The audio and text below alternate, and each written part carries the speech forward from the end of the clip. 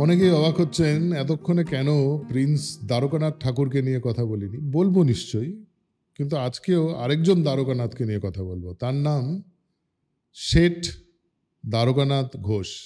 কি করেছিলেন জানার আগে ওই সময়টাকে একটু দেখার দরকার আছে। মানে ধরুন 1860s-70s সময়টা, মানে সেই সময় রমরমিয়ে কলকাতায় ব্যবসা হচ্ছে, নবজাগরণ হচ্ছে, প্রচুর কালচারাল অ্যাক্টিভিটি হচ্ছে, এবং সেই কালচারাল অ্যাক্টিভিটিগুলোর সাথে সাথে যেটা ঘরে ঢুকছে সেটা হচ্ছে মিউজিক, গান। অনেকের ঘরেই তখন দেখা যাচ্ছে পিয়ানো।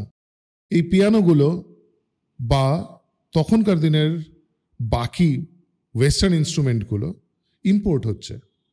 ইম্পোর্ট হয়ে আসছে আমাদের দেশে। আমাদের দেশে তখনও সেরমভাবে কোনো দোকানের সেট আপ নেই যা এই ইনস্ট্রুমেন্টগুলোকে বিক্রি করছে, কিংবা তার থেকেও বড় কথা এই ইনস্ট্রুমেন্টগুলোকে সার্ভিস করিয়ে দিচ্ছে, তার মেনটেনেন্স করাচ্ছে বা রিপেয়ার করাচ্ছে। এই জায়গাটাতেই ঢুকলেন শেঠ দ্বারকানাথ ঘোষ। কি করলেন?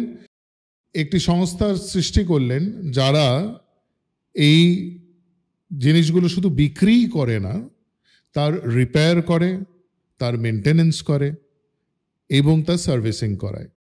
সুতরাং ভারতীয় লোকজনকে ট্রেন করিয়ে এই জিনিসগুলোতে সক্ষম করে তুললেন, যাতে এই দামি দামি ইনস্ট্রুমেন্টগুলো যদি খারাপ হয় তাহলে এখান থেকে বিদেশে পাঠিয়ে তাকে রিপেয়ার করে বা তাকে সার্ভিস করিয়ে আনতে হয় না, আমরা আমাদের দেশেই করতে পারি।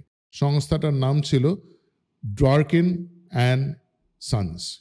কিন্তু এই জায়গাটাতে থেমে থাকেনি, এরপরে একটা বেশ বড় মাপের পরিবর্তন হলো, যেই পরিবর্তনটা আজকে অনেক বাঙালিরই আমরা ঘরে দেখতে পাবো। সেই ইনস্ট্রুমেন্টটার নাম হারমোনিয়াম। মাথায় রাখবেন, হারমোনিয়াম একটি ওয়েস্টার্ন ইনস্ট্রুমেন্ট ছিল যেটার পাম্পিংটা পা দিয়ে হতো। সেটা আমাদের ড্রয়িং রুম এবং বেডরুমে ঢোকাটা একটু দুষ্কর ছিল, কারণ আমরা যেই টাইপের সঙ্গীত করি তাতে আমরা হয় তক্তাপোষে বসে বা কোনো চৌকির ওপরে বসে একটি তানপুরা নিয়ে পা গুটিয়ে বসে সেটা রেওয়াজ করি।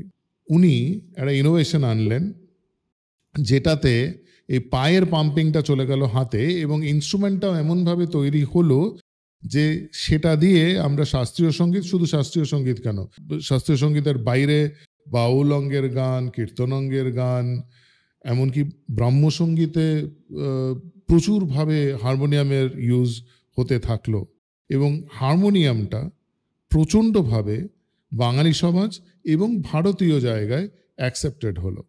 ওনার দোকান থেকে কারা কারা ইনস্ট্রুমেন্ট কিনতে আসতেন জানেন? রবীন্দ্রনাথ ঠাকুর, কবি নজরুল ইসলাম, এস.ডি. বর্মন, এরম অনেকে, এবং অনেকটা গিরিশ ঘোষ, যেমন আগের একটি পর্বে বলছিলাম যে পুরোপুরি এন্টারটেনমেন্ট ইন্ডাস্ট্রিটাকে বদলে দিয়েছিলেন বা এন্টারটেনমেন্ট ইন্ডাস্ট্রিটাকে কমার্শিয়ালাইজ করেছিলেন, উনি কিন্তু কমপ্লিট মিউজিক ইন্ডাস্ট্রি বা মিউজিক্যাল ইনস্ট্রুমেন্ট ইন্ডাস্ট্রি ভারতবর্ষে ট্রান্সফর্ম করেছিলেন। উনি এভাবে বেঁচেছিলেন, এভাবেও বেঁচে থাকা যায়, এবং আসুন আমরা এভাবেও বেঁচে থাকি, এভাবেও বেঁচে থাকা যায়।